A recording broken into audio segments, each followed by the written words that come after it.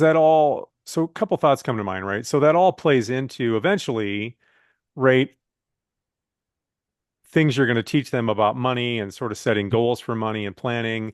And it also ties into what you said, right? You don't want to sort of make it too much of a thing where they feel like, okay, my whole life revolves around that, because that's right. Like in the FI world, like that's not the point at all, right? The purpose of kind of Yeah. managing your money and making choices is it's a tool to give you more life, right? To give you more freedom, more choices, so you can do the stuff that you want to do. But in order to do that, you've got to really sort of identify what things you really value and bring you real joy, and what things like, that was okay, but I don't.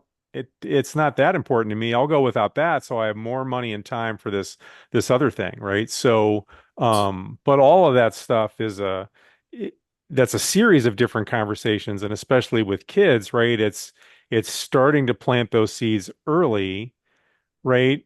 Because you don't know what they're going to take, and if you try and do it too much, they don't necessarily take it directly. So it's a whole process over several years to kind of guide them towards, eventually sort of making their own decisions, but hopefully good ones, right? So that whole idea of, well, letting them try some things and fail is super important, because, that's a great way to learn, so long as they're failing within, sort of safe boundaries, right? But the 25 100%. bucks Yeah. she spent on the fidgets, right? It's not gonna cause her any Exactly. harm. Yeah. Yeah. So yeah, I think that's But great.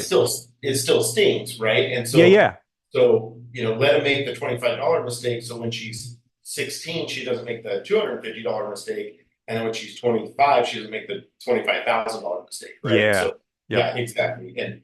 And you said this, we're huge on consequences, right? So we don't make our kids do anything.